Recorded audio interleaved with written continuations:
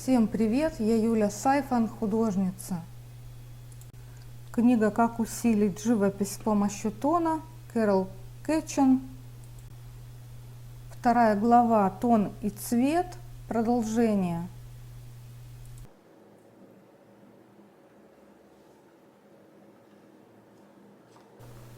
От тона к цвету.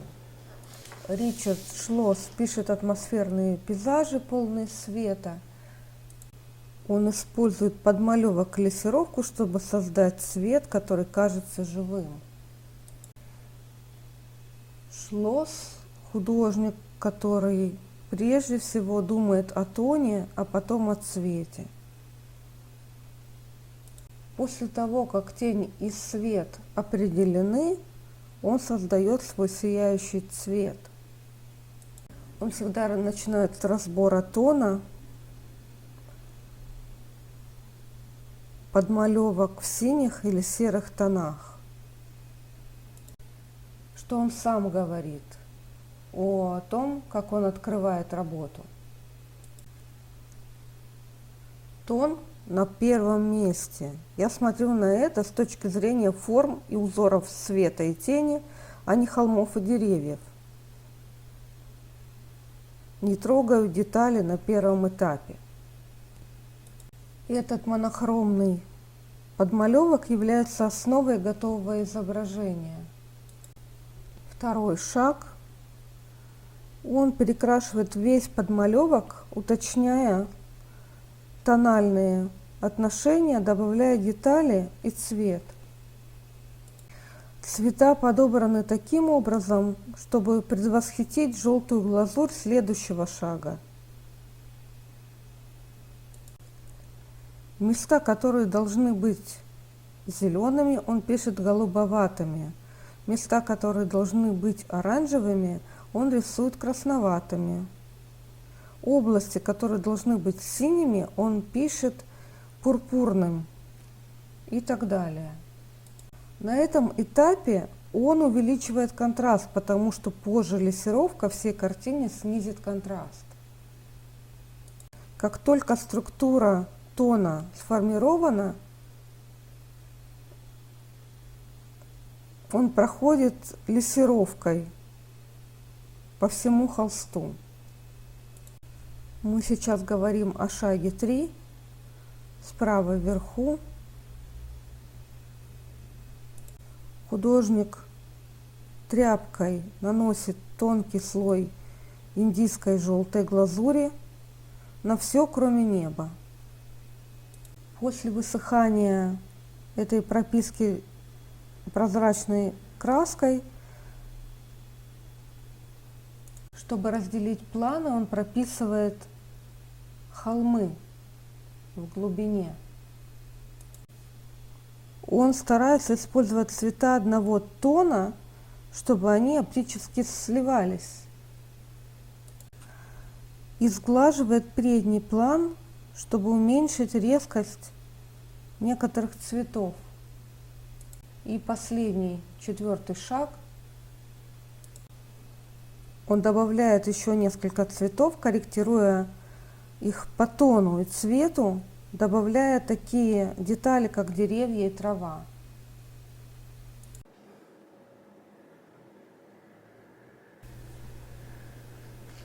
Картина слева, Ричард Шлосс, «Масло». Здесь вы снова можете увидеть, как он использует тон, чтобы создать ощущение воздушного пространства. Как контраст наиболее выражен на переднем плане, с самыми темными и самыми светлыми участками композиции. По мере удаления к линии горизонта тон становится более списанным, средним. Справа вверху в развороте. Шлосс создает драму в этой картине, используя тон. Он писал темный, затененный передний план и поместил за ним светлую, освещенную солнцем область. по работе справа внизу. Настроение тихого умиротворения отличает эту картину. Шлосс создал это настроение, сохранив все оттенки картины в среднем диапазоне. Посмотрите, как спокойно это смотрится, когда нет глубоких темных и очень светлых. В этом развороте показаны этапы создания большой работы акварелью художница Сандра Каплан.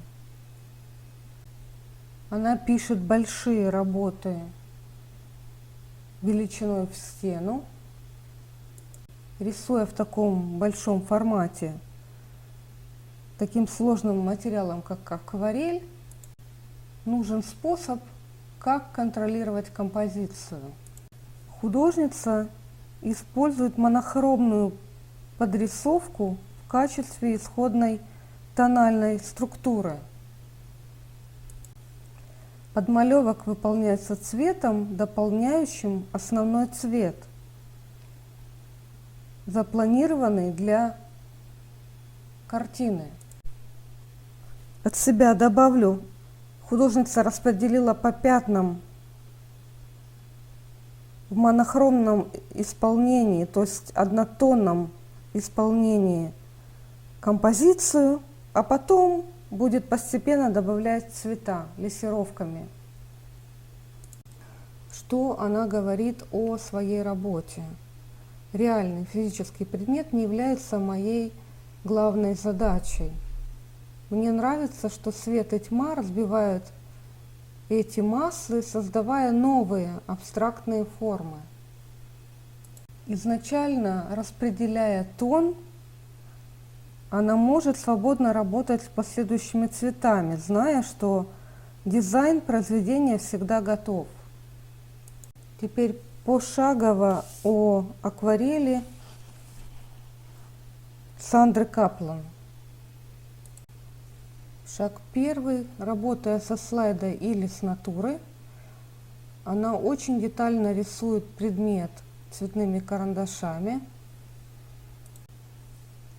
В первом шаге видно, как она по тону разделила все самое темное и все самое светлое.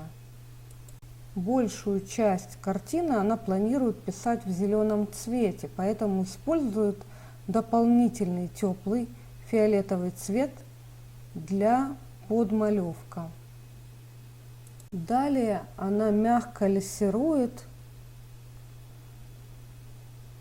Остальная часть картины может быть выполнена в соответствии с этими цветами. Третий шаг. Она добавляет зеленый цвет к областям, прилегающим к цветам. На данном этапе по тону все распределено, поэтому ее интересуют сейчас цветовые отношения. Четвертый шаг. После последней лессировки основная структура тона больше не является отдельной. Это та же художница Сандра Каплан, ее работа маслом.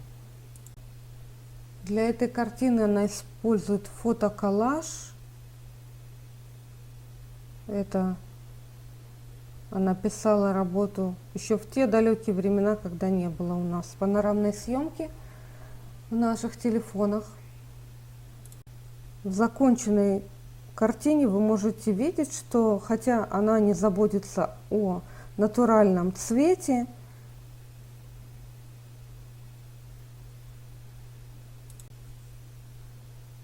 ее картина все же имеет ощущение глубины из-за того, что она использует тон для определения цвета и формы.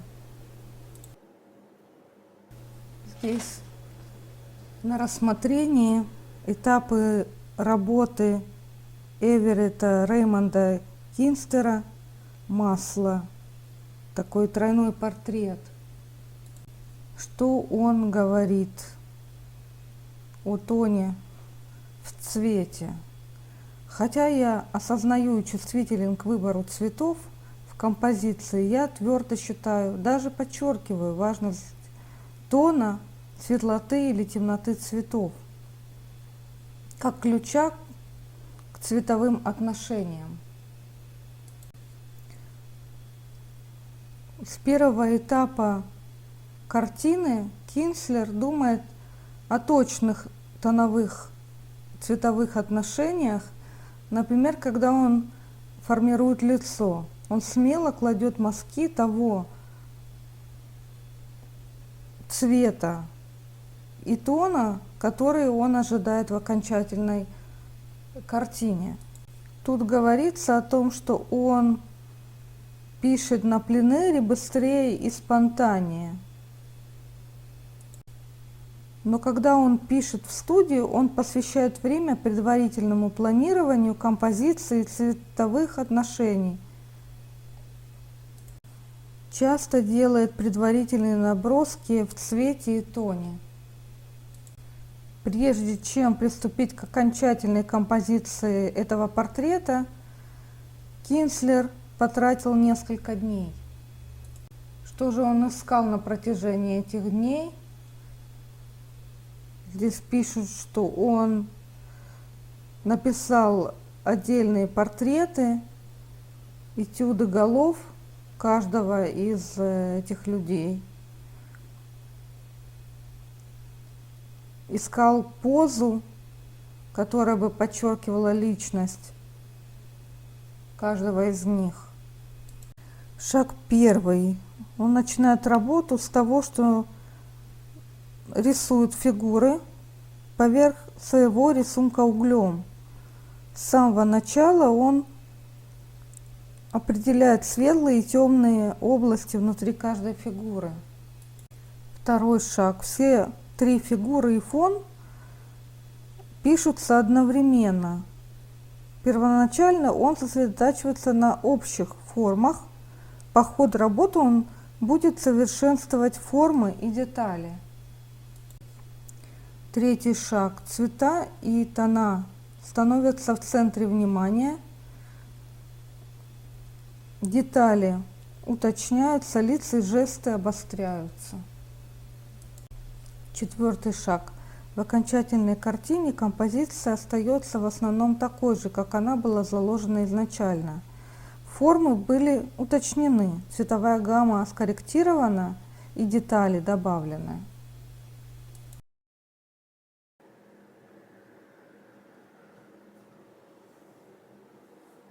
В этом развороте речь пойдет о нахождении общего цветового тона.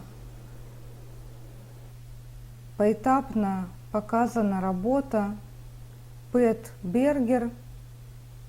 Выполнена она палочками, масляными палочками. Я не знаю точно, имеется ли в виду масляная пастель, но скорее всего это другой материал. Найду и покажу, как он выглядит. Нахождение цветового ключа. Я перевожу цветовой ключ как общий цветовой тон картины. Для каждой картины Пэт Бергер планирует цветовой ключ. Ключом является доминирующий цвет, который вы видите, когда смотрите на картину прищуренными глазами, независимо от того, сколько цветов использовал художник. Ключ может быть выбран в зависимости от внешнего вида изображаемого объекта, например, зеленый для кактусов или сцен в саду, или для выражения настроения картины. Как на одной из предыдущих страниц была работа с бездомной женщиной, монохромная серая. Бергер объясняет, если я, например, рисую синюю картину, то ключевой элемент синий, но внутри него есть зеленый, серый, немного желтого и белого. Независимо от того, какие цвета я использую, когда щурюсь, это будет синяя картина. Бергер работает над всей картиной одновременно, сначала создавая большие плоские участки, а детали оставляя на потом. Если у нее появляются сомнения относительно того, как работает тон, она на время откладывает картину. Позже возвращается и проверяет свежим взглядом. Она знает, что работа завершена, когда все гармонирует друг с другом, когда дополнительные мазки будут излишними. Шаг первый. На гладкой бристольной бумаге она наносит пейзаж угольными карандашами, затем пальцем размазывает и создает темный узор. Она вырезает огоньки ластиком и сбрызгивает окончательный рисунок угольным фиксативом. Второй шаг. Цветовой ключ этой картины зеленый, поэтому она начинает с зеленых областей. Она сохраняет свою первоначальную цветовую схему с использованием различной зелени и добавляет темно-оранжевый цвет деревьям в качестве акцента. Третий шаг. Она покрывает всю бумагу мазками. На последнем этапе она корректирует цвет и тон.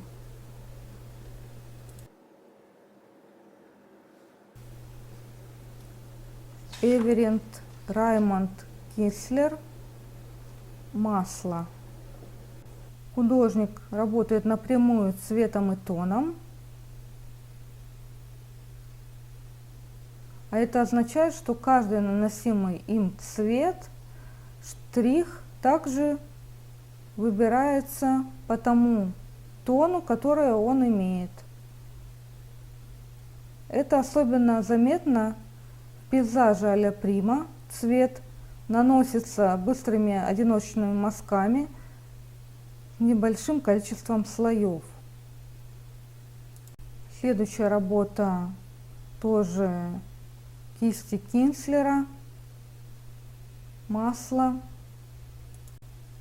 Что не позволяет этой картине выглядеть просто случайным набором мазков, так это узор светлых и темных фигур. Прищурьте глаза, чтобы увидеть тоновую композицию. Когда он выбирает цвет для каждого мазка,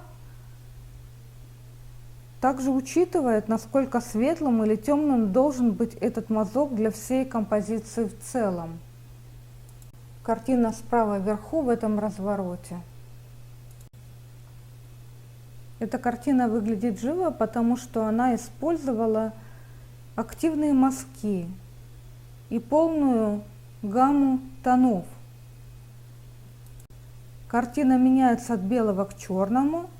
При этом крайне светлые и темные места во многих областях картины располагаются рядом друг с другом. Справа внизу тоже картина Пэт Бергер «Акрил».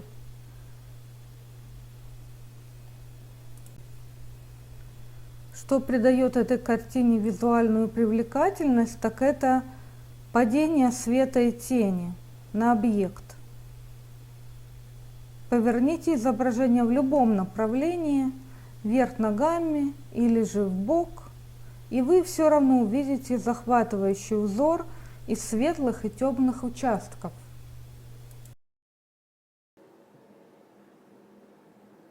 На данный момент я перевела первую и вторую главу этой книги. Если нужно продолжение, просите. Не забудьте отблагодарить меня лайком, комментарием, подпиской.